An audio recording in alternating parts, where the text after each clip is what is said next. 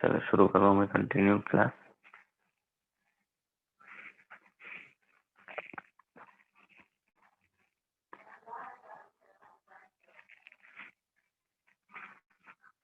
जुनेद भाई का सवाल है कि ईबीआईटी और ईपीटी के जो प्रॉब्लम्स आते हैं कैसे आते पूछ रहे हूँ, वही है ना क्वेश्चन भाई? ये जो आप डिफरेंस आ रहा है ये बोल रहे हैं क्या? हाँ ईबीआईटी भाई प्रॉब्लम जो पहले करे थे ना, मेरे को ईबीआईटी तक था, मैं इसके बाद में मेरा नेटवर्क थोड़ा हो रहा था, ब्रेक हो रहा था। ये जो डिफरेंस करके बताए हम लोग, हाँ वो एक बार बोल लो। इसमें जो 100% लिए अपन 50,000 को, वो क्वेश्चन में से देख के लिए थे। मैं यहाँ क्वेश्चन में 50,000 दिया, ये चेंजेस है वो 30,000 और 70,000। कितना चेंज आया अपन वो देख रहे हैं। 50 में से 30 गए तो आया 20, 50 में से 70 गए तो आया 20। 20,000 क्योंकि सेम ही थे बोलते मैं एक ही जगह करके बताया। क्रॉस मल्टीप्लाई करे 20,000 इंटू 100 डिवाइड बाई 50,000 करे तो अपने को आया 40%। अब वैसे ईबीटी कैसा कर रहे हैं, जो 50,000 का लिए थे अपन वही सेम 40,000 आया उसमें, उसको अपन 100% कंसिडर कर ले रहे हैं। वही सेम डिफरेंस आ रहा है इसमें, एक 20,000 डिफरेंस आ रहा, एक 60,000 डिफरेंस आ रहा। टोटल जो है डिफरेंस अपने को 20,000 आ रहा है। 40 में से 20 गए तो 20, 40 में से 60 गए तो 20 करे तो अपने को क्रॉस मल्टीप्लाई करें, परसेंटेज चेंज इन ईबीटी आ गया। फाइनेंशियल लिवरेज जो है अपना 0.8 आया। हाँ बस इतना ही इसमें। ठीक है। आप क्वेश्चन नंबर 7 पे आ रहा हूँ मैं। इस तरह का क्वेश्चन एग्जाम में आने का ज्यादा चांस है। कर क्लियर दिख रहा ना सबको? जियो। बिस्मिल्लाह। A firm is considering 3 alternative financial plans to raise 10 lakhs. 10 lakh रुपए से रेस करना है कंपनी को। उन्हें 3 प्लान देख रही, फाइनेंशियल प्लान है 3 है, वो 3 देख रही उन्हें। उसमें ईबीआईटी आपको निकालना नहीं पड़ रहा, कुछ दे दिया उन्हें। EBIT is 1 lakh, tax rate is 50%। ये इंपॉर्टेंट पॉइंट्स है अपने। ईबीआईटी कितना है? 1 लाख है। कितना रेस करना है अपने को? 10 लाख। टैक्स रेट कितना है? 50%। ये इंपॉर्टेंट पॉइंट्स है क्वेश्चन में से। कैलकुलेट द अर्निंग्स पर share under each financial plan from the details below. ये डिटेल्स दिया उन्हें अपने को, उसमें से अपने को अर्निंग्स पर शेयर मालूम करना है। ये आ गया ईबीआईटी ईपीएस का प्रॉब्लम है, लिवरेजेस का नहीं होता ये प्रॉब्लम। ओके, क्वेश्चन में जब ईपीएस मालूम करो बोल रहा डायरेक्ट, तो ये आप समझ जाना कि ईबीआईटी ईपीएस का प्रॉब्लम है। जब क्वेश्चन में उन्हें पूछ रहा है कि भाई फाइंड ऑल द लिवरेजेस के कंबाइंड लिवरेज मालूम करो बोल रहा, या कौन सा भी लिवरेज मालूम करो बोल रहा, समझ जाने का रहता है कि भाई ये लिवरेज का प्रॉब्लम है। Until and unless it is mentioned that leverage you have to find, then the question is of leverage. If not, the question is not of leverage. अब आएंगे प्लान 1 पे अपन। Issue 1 lakh equity shares with face value of 10 per share issued at par. यानी कि 10 रुपए का share है, 10 रुपए में बेचे बोल के, वही बताओ नहीं। 10 लाख, 1 लाख शेयर्स बेचे 10 रुपए के, तो हो गया कितना अमाउंट रेज अपने को? मैं यहाँ करके बता देता हूँ। ये 10 लाख, क्योंकि 3 प्लान है, ये 1 प्लान का, ये 2 प्लान का, ये 3 प्लान का। प्रोफार्मा डाल दूं ईबीआईटी, उसमें से माइनस होगा इंटरेस्ट, अपने को आ जाता अर्निंग्स बिफोर टैक्स, उसमें से माइनस होगा टैक्स, आ जाता अपने को अर्निंग्स आफ्टर टैक्स, उसमें से माइनस होगा preference dividend. Preference dividend minus हो के बाद अपने को आ जाता earnings available to equity shareholders. ठीक है, पहले बोल रहा हूँ प्लान, कितना बोल रहा हूँ प्लान 1 में ईबीआईटी क्या दिया क्वेश्चन में? 1 लाख। 1 लाख। 1 लाख दिया आपने को, तो ये 1 लाख यहाँ डाल देंगे। प्लान 2 में नहीं, खाली प्लान 1 कर रहा हूँ। प्लान 1 में बोल रहा है इशू 1 लाख इक्विटी शेयर्स बोल रहा हूँ 1 लाख इक्विटी शेयर्स कितने का एक शेयर है 10 रुपए का एक शेयर है 1 lakh share into 10 is 10 lakh और आपने अमाउंट जो रेस करना है वो है 10 लाख इन्होंने ये रेस करो बोल रहा इंटरेस्ट कुछ भी नहीं है क्योंकि अपन इंटरेस्ट से कुछ भी ले रहे नहीं तो अपने को आ जाएगा 1 लाख टैक्स रेट 50% बोला उन्हें तो यहाँ 50% टैक्स रेट यह हो गया 50,000 अर्निंग्स आफ्टर टैक्स जो है अपने हो गए 50,000 प्रेफरेंस डिविडेंड क्योंकि अपन प्रेफरेंस यहाँ पे इशू नहीं करे तो कुछ भी नहीं आता डायरेक्ट ये अमाउंट हो गया 50,000 available to equity shareholders अब नंबर ऑफ शेयर्स कितने हैं वो मालूम करना रहता अपने को नंबर ऑफ शेयर्स कितने है भाई नंबर ऑफ शेयर्स बोलो 1 लाख 1 लाख शेयर्स इशू करने के लिए 1 लाख अर्निंग पर शेयर जो है amount available divide by number of shares यहाँ हो जाता 50,000 डिवाइड बाय 1 लाख बोलो पॉइंट वैल्यू बोलो 0.5 0.5 ये हो गया अर्निंग्स पर शेयर इसका प्लान 1 करे तो अपने को अर्निंग्स पर शेयर 0.5 आ रहा सिमिलरली प्लान 2 करेंगे ईबीआईटी सेम है प्लान 2 में क्या बोला देखेंगे issue 50,000 equity share 50,000 equity share 10 रुपए का एक balance 5 lakhs through issue of debentures 5 lakhs debentures 10% ठीक है तो हम यहाँ आ जाता 5 lakhs पे 10% की वैल्यू बोलो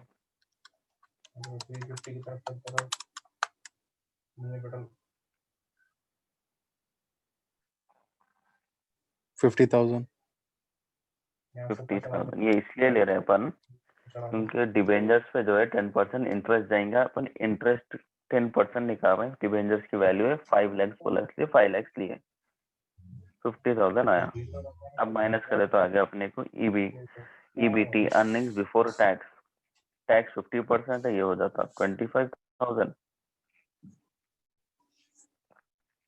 25,000 अर्निंग्स आफ्टर टैक्स इज 25,000 क्योंकि इसमें प्रेफरेंस शेयर कुछ भी सुनेगा इसलिए वो मिल जाता अमाउंट अवेलेबल इज 25,000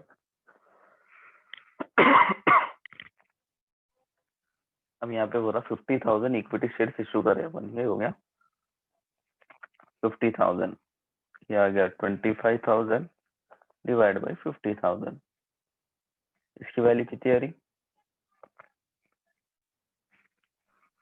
सेम आती शायद 0.5 0.5 सेम कैसा आती है 0.5 अलग अलग है उसका पॉइंट में इसका 0 बड़ा था इसका 0 छोटा है बोलना नेक्स्ट प्लान 3 में आओ प्लान 3 में क्या बोल रहा है देखो इशू 50,000 इक्विटी शेयर 10 रुपीज का एक शेयर है 5,000 प्रेफरेंस शेयर इशू करो बोला 100 रुपए का एक शेयर है वो रॉन 8% उसका डिविडेंड देना रहता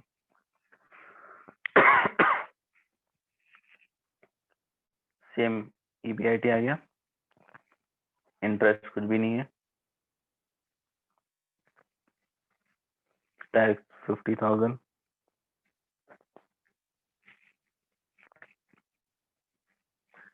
प्रेफरेंस शेयर कितना दिया 8% दिया 5 lakhs पे 8% बोलो 40,000 40,000 5 lakhs सही क्यों लेना है मालूम 5,000 into 100 करे तो अपने को जो आ रहा वो है 5 lakhs उसका 8% निकालना है इसलिए 8% ये आ गया अपने को 10,000 amount available number of shares कितने हैं 50,000 है ये आ गया 10,000 डिवाइड बाय 50,000 वैल्यू बोलो भाई 0.2 0.22। अब आप लोग बोलो कौन सा सेलेक्ट करना अपन। कौन सा प्लान अच्छा रहता बोले? कौन सा अच्छा रहता प्लान बोलो। अच्छा ये बोलो, कम रहा तो अच्छा रहता, ज्यादा रहा तो अच्छा रहता? ज्यादा रहना ये ईपीएस। अच्छा, प्लान 2। And why? क्योंकि अर्निंग पर शेयर अपना एनी हाउ 0.5 है, और जो है इशू ऑफ शेयर्स वो है नहीं 50,000 प्लान है। 1 अच्छा है। अच्छा आप प्लान 1 बोल रहे हैं, आप प्लान 2 बोल रहे हैं, रीजन दियो, मेंशन करना रहता रीजन। प्लान 1 में अपने को कर्जे वर्जे नहीं है, अपने पैसे है पूरे। अच्छा अच्छा। और प्लान 2 कहीं को बोल रहे हैं? क्योंकि अपने को शेयर्स जो है, नंबर ऑफ शेयर्स अवेलेबल वो है ना कम। आई मीन मतलब डिवाइड कम होता ओके, हम जनों में। आई यानी आई कि डोंट भाई नो। बोलना ये चाह रहे हैं कि नंबर ऑफ शेयर जो है आफ्टर, अगर अब 10 साल के बाद भी देखें अपन, तो ये 1 लाख रहेगा, ये 50,000 रहेगा। नाउ वी अज्यूम, अगर अपन अज्यूमशन कर रहे हैं कि भाई अज्यूम डिबेंजर्स जो है 10 इयर्स के बाद एंड हो जा रहे हैं, खत्म हो जा रहे हैं। अब देखेंगे, अब अमाउंट प्रॉफिट जो आ रहा वो 1 लाख है, ठीक है।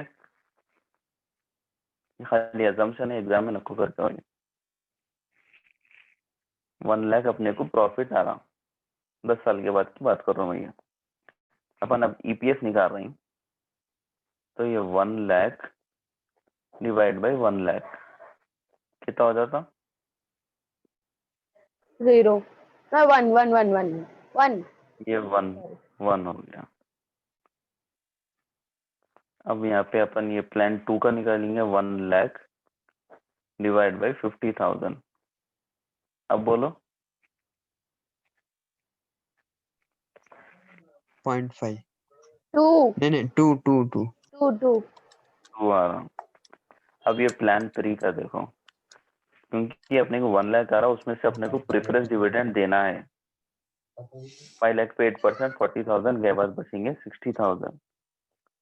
60,000 बाई 50,000। अब ये बोलो 1.2 आ रहा। 1.2। तो आप बोले थे कि भाई प्लान 1 बेस्ट रहता, बोल रहे हैं आप, एक जने बोले प्लान 2, इसको तो कोई भी कंसिडर भी नहीं करे। आप ये बोले थे, उससे इन्हें बेहतर निकला, ये गौर करो आप। यानी कि उन्हें कंपनी ये बताना चाह रहा कि ये प्रॉब्लम से खाली इक्विटी शेयर्स के भरोसे रहे तो अपना वैल्यू एक 10 साल के बाद जो है उतनी कांस्टेंट रह जाती है, कम रहती in comparison to debentures and preference shares. ये बताना चाह रहा। और एक पॉइंट इसमें ये भी है कि it is difficult to raise equity capital than debentures and preference shares. Difficult है ये रेस करना, अपने यहाँ से मुश्किल होता है इक्विटी शेयर्स का। क्योंकि वो इक्विटी शेयर जो नॉर्मल पब्लिक को भी देते हैं, वो वाले रहते ना। हाँ, ओके। ये रेस करना थोड़ा मुश्किल हो जाता, लेकिन ये डिबेंचर्स जो है कोई भी फाइनेंशियल इंस्टीट्यूशन जो है प्रोवाइड करने रेडी रहते हैं, बिकॉज दे आर आसानी गेटिंग ए रहती है गुड उसमें। Profit, good interest. Preference share में भी इंटरेस्टेड रहते हो, लोगों को कैसा भी पैसे तो आते, बोल क्या एक रहता लोग, यहाँ भरोसा नहीं रहता। अच्छा। ये काम है म्यूचुअल फंड्स में भी करते हैं लोग। अगर आपको हाई रिस्क होना बोले तो इक्विटी शेयर्स में इन्वेस्ट कर दे, लो रिस्क होना बोले तो डिबेंचर्स या प्रेफरेंस शेयर्स में इन्वेस्ट होता। डिवेंचर्स में रिस्क नहीं है शायद ना, पक्का मिल जाते पैसे। इत्तेफाक है, कंपनी जरूरी, डूब गई तो डूब जाते शायद। हाँ वैसा रहता, वही तो है, इसमें प्रॉफिट बहुत कम आता, लेकिन हाँ ये इस तरह के प्रॉब्लम्स आएंगे लेवरेजेस के, ठीक है। अच्छा। लिवरेज, EBIT, EPS, पूरे क्वेश्चन उसी बेस्ड है। आगे आप लोग आगे देखो, मैं नोट्स भी जाता हूँ, आप लोगों को चेक करो, समझ में आ जाता। भैया यूनिट में और एक पार्ट है देखो, कॉस्ट ऑफ कैपिटल, वो इम्पोर्टेंट है। कॉस्ट ऑफ, वो इम्पोर्टेंट है, बहुत इम्पोर्टेंट है। वही ये अगर नहीं, इनकेस नहीं आया, इसके अंदर भी थोड़े पार्ट से देखो, एक वर्किंग WACC स्पेसिफिक कॉस्ट बोल के, उन दोनों में कौन सा हाँ इम्पोर्टेंट है? उसमें WACC। WACC का चांस देखो ना, अब आपको मैं इसमें से बताता हूँ, आप खुद डिसाइड करो। फाइनेंशियल डिसीजन जो है, पहले तो ना सोर्सेस ऑफ फाइनेंस दिया, brief survey of financial instrument दिया, capital structure, theories, concept and financial effects of leverages, यहाँ तक उन्हें थियरी दे दिया। ये अब आएंगे प्रॉब्लमेटिक पार्ट में, यानी कि 2/3 प्रॉब्लमेटिक पार्ट है। ओके, उसमें बोल रहा capital structure decision in practice, EBIT, EPS analysis, जो कि अपन अब भी करे ये वाला। उससे पहले एक लिवरेजेस का प्रॉब्लम था, वो अपन उससे पहले करे थे। उसके बाद है इतना बड़ा कॉस्ट ऑफ कैपिटल का। ठीक है, इन केस फर्स्ट हाफ में से अपने को थियरी नहीं आई तो EBIT, EPS एनालिसिस आने का चांस रहता। यानी कि अगर दो प्रॉब्लम आ रहे हैं बोले तो EBIT, EPS एनालिसिस और एक क्वेश्चन इसमें से आता। If not, cost of capital में से आता क्वेश्चन। कॉस्ट ऑफ कैपिटल में क्या क्या चीजें, एक measurement of cost of capital है, दूसरी चीजों के हर चीज का आता कॉस्ट ऑफ कैपिटल इसमें। और एक छोटा टॉपिक है ये, weighted average cost of capital, इसको खाली हाइप करके छोड़ दिए सो है। अब इतने में से इतना आने का चांस कितना है, आप बताओ मेरे को। वेटेड एवरेज और वेट वाला है बोल के इसलिए उसको ज्यादा इम्पोर्टेंस मिल गई क्या? मेरे को भी ऐसा वैसे लगता था से वो इम्पोर्टेंट है बोल के। हाइप, मार्केट में हाइप क्रिएट करना बहुत आसान है बोलते हैं ना, वो काम करके छोड़ते हैं अपने लोग। आएंगे अपन कॉस्ट ऑफ कैपिटल में, source of capital, equity shares, preference shares, debentures, long term loan, retained earnings, ये 5 तरह के रहेंगे। कॉस्ट ऑफ कैपिटल बोलेंगे अपन इसको। इसमें भी एक साइड में लिखा है था देखो, weighted average cost of capital, इसको सिर्फ हाइप करे और कुछ भी नहीं। और प्रॉब्लम देखे ना, इन लोगों के तो भी मुश्किल दिखना इसके, K should be less than R. अगर आर जो है अपन IRR फर्स्ट सेकंड यूनिट पे जो IRR करके आए, के जो है आर से लेस रहना उसको एक्सेप्ट करेंगे, और के अगर आर से ज्यादा रहा, इक्वल रहा आर से, तो उसको रिजेक्ट करेंगे अपन।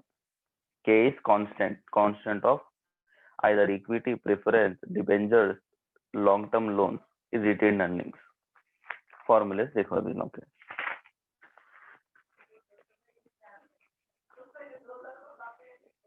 के डी क्या है यहाँ पे, डिबेंचर्स।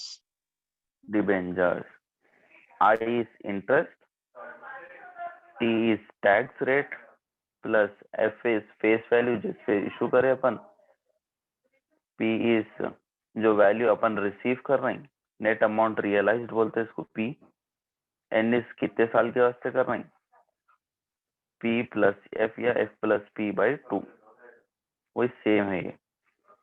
I क्या है, इंटरेस्ट, अच्छे से याद रखो, मैं बोल रहा हूँ, पूछता हूँ मैं फिर आगे, फिर आते फिर पूछता हूँ।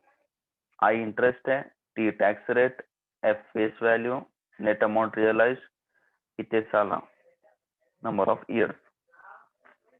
इन केस अपने को जो है ये कब आएगा, रिडीमेबल 10 साल के बाद चले जाता बोले तो एन जो है अपना 10 हो जाता है, रिडीमेबल डिबेंचर्स के ऊपर है ये। अब आएंगे इररिडीमेबल, इररिडीमेबल में क्या आता, KD इक्वल टू आई क्या था, इंटरेस्ट। यहाँ सेल वैल्यू है, SV सेल वैल्यू, ये बिफोर टैक्स का है, इनके टैक्स से पहले का है बोले तो सेल वैल्यू आएगा, आफ्टर टैक्स आ रहा बोले तो I बाई SV क्या है, sale value. Sale value 1 minus T क्या है, टैक्स। टैक्स। 2 मिनट ठहरो, डायरेक्ट में करूँ मैं। अच्छा सुनो, रिडीमेबल और रिडीमेबल में फर्क क्या है? फर्क आपका मेरा है इसमें। मतलब आपको आपके साथ 10 साल रहे बाद लोग भूल जाते आपको, मेरे साथ 10 साल रहे बाद भी याद रखते। अरे भाई मतलब सुन जाओ उसका। मतलब वो है भाई, रिडीमेबल मतलब 10 साल के बाद या जितने भी साल का कॉन्ट्रैक्ट करे अपन, उसके बाद पैसे निकाल ले सकते अपन। वो रिडीमेबल में आप पैसे नहीं निकाल सकते, लगा दिए भूल जाओ। हमेशा क्या होता है, खाली इंटरेस्ट आते रहता। हमें इंटरेस्ट आते रहता है, जब तक कंपनी प्रॉफिट में रही, लॉस में रहो, कुछ भी रहो, आपको पैसे देना है। ठीक है। हाँ केडी क्या है? डिबेंचर्स constant क्या है of वो? debenture. कांस्टेंट या कॉस्ट ऑफ डिबेंचर बोलो। इसमें एफ क्या था? Face Face value. value. P वो अपन रियलाइज Realize. करते सो प्राइजेशन हो। राइट, बराबर है। अब आएंगे अपन नेक्स्ट कॉन्सेप्ट पे। ये हो गया अपना डिबेंचर्स का। के पी, पी क्या बोलते हैं अपन? Preference shares. Preference share. इसमें डी आएगा, डी डिविडेंड, उन लोगों को जो डिविडेंड देंगे। एक आएगा P zero, 1 minus F. P zero जो है अपने को जो सेल वैल्यू एक्सपेक्ट कर रहे हैं अपन, वो आएंगी, या प्राइस जो बोल सकते हैं अपन। एफ जो है फ्लोटेशन कॉस्ट आता, फ्लोटेशन कॉस्ट एफ आएंगे अपने करने। ये फ्लोटेशन कॉस्ट रहता है, चेंजेस इतना इतना चेंज आता बोल सकते हैं अपन, वो है ये in case of irredeemable.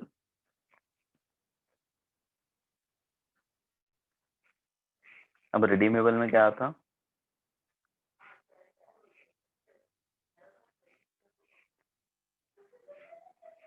D plus F minus P by N. N आ जाता अगर रिडीमेबल है तो number of years, F plus P by N. यहाँ पे ये एफ जो था ये फ्लोटेशन का था, ये एफ जो है वापस फेस वैल्यू का है। फेस वैल्यू का है। ओके। यहाँ पे पी क्या है? Amount realised. Net amount realised, बराबर सेम है। हरी K D redeemable, K P redeemable, F P same है। खाली आई माइनस 1 माइनस टी जो था, आई 1 माइनस टी जो था उसकी जगह आएंगे खाली डी। Related F.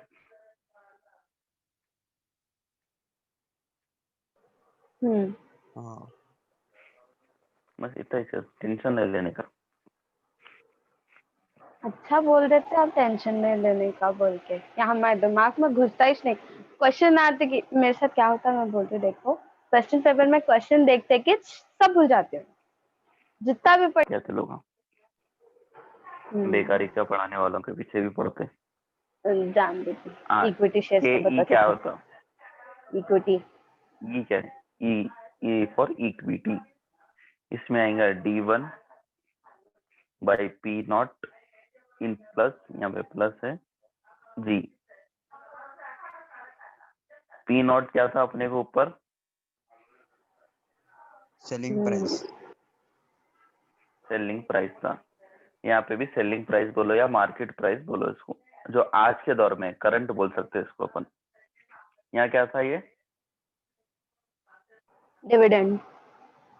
ये भी डिविडेंड है। जी क्या ये है? क्या है? गेन। आपस, हाँ, it gain. Is growth rate बोलते हैं अपने को। इसके वास्ते एक टेबल भी जाए थे सर व्हाट्सएप पे, वो देखना पड़ता, वो बैंक की बहुत कंते रहते हैं उसके, टेंशन न लो। It is growth rate. Okay. अपने को अगर फ्लोटेशन कॉस्ट दिया, ये विदाउट फ्लोटेशन कॉस्ट का है, विथ फ्लोटेशन कॉस्ट आता D1 by P not into 1 minus flotation cost plus growth rate.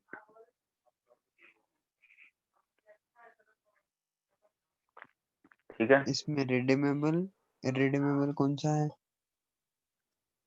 Equity shares redeemable होते ही नहीं, इसमें खाली एक फ्लोटेशन कॉस्ट के साथ का एक बगैर उसका है। अच्छा, ठीक है।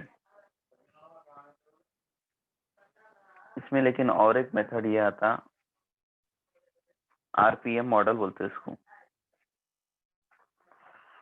उसमें क्या आता, K E equals to R F plus beta into R M minus R F.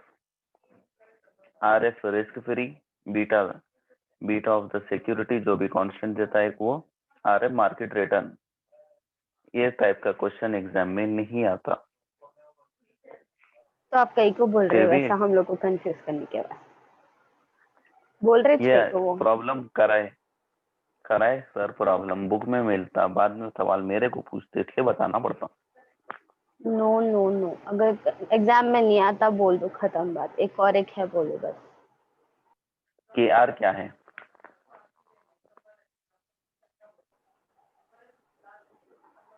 वो retained earnings.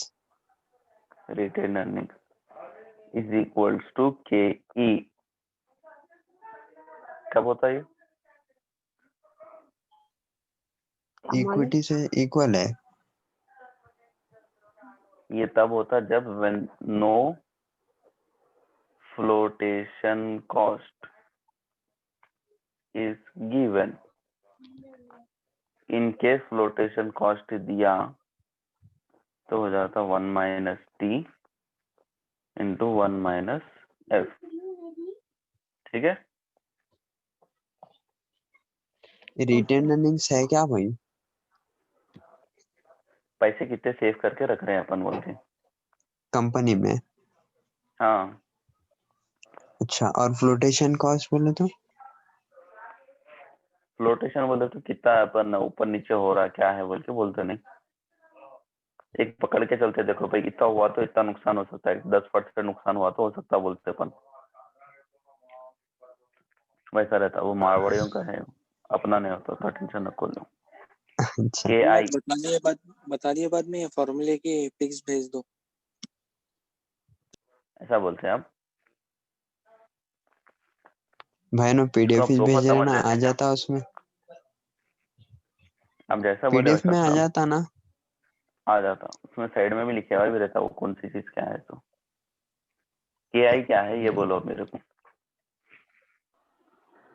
Long term investment, long term loan क्या है? Long term loans, right. हाँ। लोन्स आ गया बोले तो आ जाता अपने करने इंटरेस्ट माइनस टैक्स, खत्म। ओके, जो अपन स्टार्टिंग में करे थे उसका खाली छोटा सा हिस्सा डिबेंचर्स में जो था।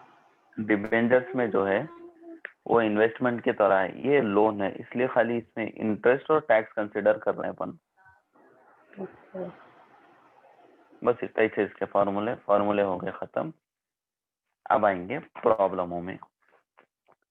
Not big problems, very small problems, छोटा छोटा बच्चों में आता था। विकास लिमिटेड, क्वेश्चन अच्छे से गौर करो, आंसर उसमें है। विकास लिमिटेड इश्यूज 14% डिबेंचर्स। डिबेंचर्स कितने हैं? 14%। फेस वैल्यू ऐसा गया, नेट अमाउंट रियलाइज्ड भी आ गया, right. Debentures are redeemable at par at after 10 years N आ गया। एन आ गया। टैक्स 50% आ गया। फॉर्मूला याद करो, डालो 1 माइनस टी, क्योंकि ये नंबर ऑफ ईयर्स आ गया तो रिडीमेबल नहीं भी दिया तो रिडीमेबल है, समझ जाना रहता। डिबेंचर की वैल्यू मालूम करो बोल रहा हूँ। अपने क्वेश्चन में सब चीजें आ गए, राइट। हाँ, KD इक्वल्स टू इंटरेस्ट दिया 14, टैक्स दिया 50%, दैट इज 0.5, फिर आएगा प्लस फेस वैल्यू 100, 100। P दिया net amount realised 94, number of 10 heads 10, फिर आया 100 प्लस 94/2। इसका जो ये आंसर टैक्स आया को अपने को 0.5 एक ले लिए तुम टैक्स को। मैं इसको 50% करा, कैलकुलेटर में मार के देख लो, आ जाता। 50%, 50/100 इज बराबर बराबर। ये 7.8% आया। इतना डायरेक्ट करे ना, मार के कर देता एग्जाम में। सुने, मैं आपको खाली बताया इस तरह से डलने वाला है। पूरा क्वेश्चन में छे खाली वैल्यू सब्स्टिट्यूट करना है, फॉर्मूले याद रखना है इसमें, और कौन सा कहाँ लगता वो मालूम होना था, वो खुद क्वेश्चन में से निकलता। सेकंड क्वेश्चन देखो, a company issues 15% debentures of 100 rupees 1 lakh at 10% premium आ गया, यानी कि फ्लोटेशन कॉस्ट आया अपने को। चेंजेस सारा फ्लोटेशन कॉस्ट दो टाइप के होते, एक माइनस होता, दूसरा प्लस होता। प्रीमियम दे रहा बोले तो प्लस दूंगा, प्लस किसमें होता, नेट अमाउंट रियलाइज्ड। अब यहाँ पी का कैलकुलेशन देखो, 100 प्लस 10% इंटू 100, ये आंसर आएगा इसका। 100 प्लस 10 इज 110, इसमें पी आया 110। अच्छा, तो प्रीमियम आया तो प्लस होता, फिर क्या आया तो माइनस होता। आ गया था, सबर करो। अच्छा, redeemable at par after 5 years, 5 साल दिया उन्हें। टैक्स रेट 50%, 50% आया तो ले लेंगे 0.5 डायरेक्टली, ठीक है। कॉस्ट ऑफ डेब्ट मालूम करना है, क्योंकि ईयर्स दे दिया। कौन सा फॉर्मूला लगेगा, फॉर्मूला जल्दी बोलो, रिडीमेबल फॉर्मूला बोलो। फॉर्मूला नहीं याद है। अरे पीछे से देखो ना, मतलब अभी एग्जैक्टली थोड़ी एकदम याद हो जाता। थोड़ा थोड़ा कोशिश करे तो होता। Interest तो इसमें 1 अपने को minus t plus f minus p divided by p plus f divided by 2. जी खाली सब्स्टिट्यूट करो जो जो वैल्यूज आ गए। इसमें सिर्फ एक कैलकुलेशन थी पी की कैलकुलेशन बता दिया मैं, बाकी सब खाली सब्स्टिट्यूशन है, आपको आंसर आ सर्वर पर जाता है। डायरेक्ट इन नहीं कर केस सकते, आप जैसा p में जैसा ये 10% आया तो प्लस 10 करके 110 भी ला सकते हैं ना डायरेक्ट। मैं आपको मेथड क्या है बता दिया, आप जैसा करते करो। आंसर 110 आया तो बस है। आप डायरेक्ट भी पी की वैल्यू 110 डाल दिए, उन्हें अगर समझदार निकला, समझदार को इशारा काफी, आप ब्रैकेट में लिख दिए तो उन्हें समझ जाता है क्या बोल के।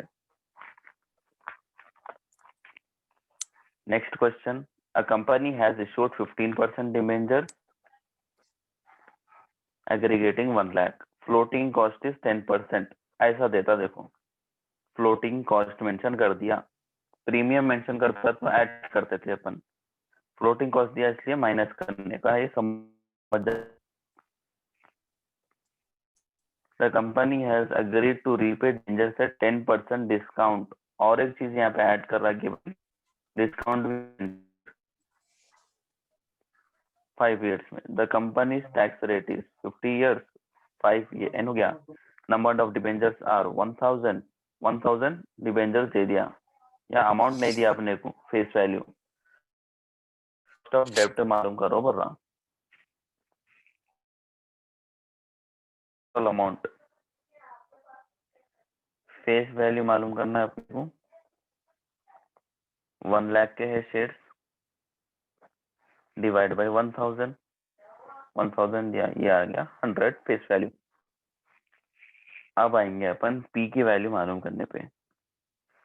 पी की वैल्यू कैसा करेंगे, फेस वैल्यू को उसमें अपन माइनस करना है, floating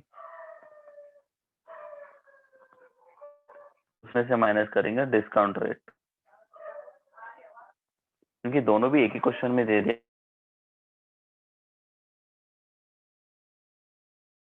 -10 which is equal to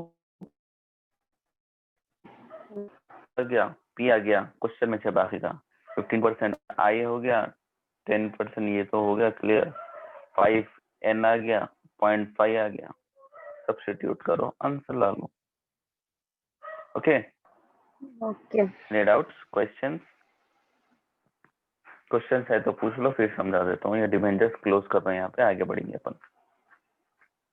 एक सेल वैल्यू का बता देता हूँ मैं। हाँ मैं वही बोल रही थी, ये रिडीमेबल तो है, रिडीमेबल का क्या करना।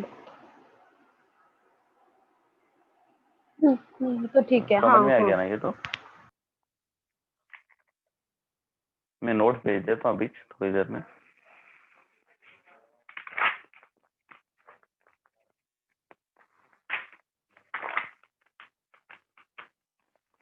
क्वेश्चन नंबर 8 पे आ जाएंगे। बाकी का सब सिमिलर ही रहता, ये क्वेश्चनों में भी सिमिलर है। फ्लोटिंग कॉस्ट दिया तो माइनस करना, प्रीमियम दिया तो ऐड करना, ठीक है। प्रीमियम दिया ये क्वेश्चन में, फोर्थ वाले में।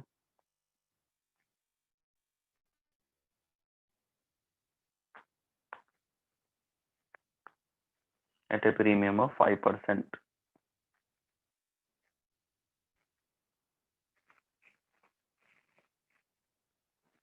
नेक्स्ट क्वेश्चन में उन्हें ये दे रहा भाई 3% cost of issue amount to 3%।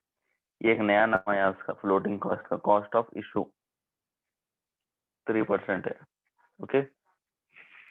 नाम कॉस्ट ऑफ इशू भी फ्लोटेशन है चाहे। फ्लोटेशन है, खाली प्रीमियम आया तो ऐड करना, बाकी सब जो भी दे रहा माइनस होगा। ओके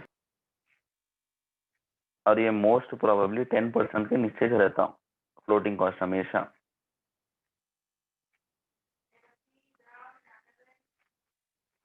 नेक्स्ट देखेंगे अपन, बॉन्ड दिया है यहाँ पे। बॉन्ड कंफ्यूजन करने दिया, ये भी डिबेंचर्स का ही है।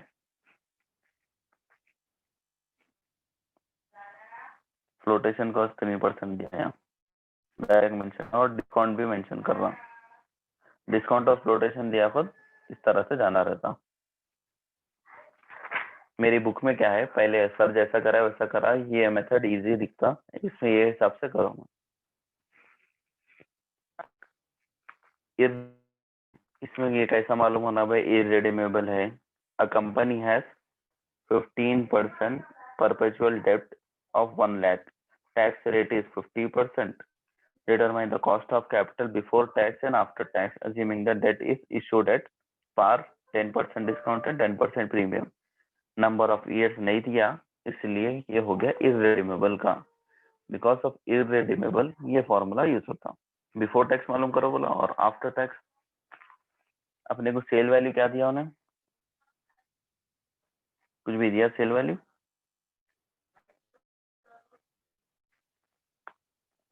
ये हो गई अपनी सेल वैल्यू 1 लाख।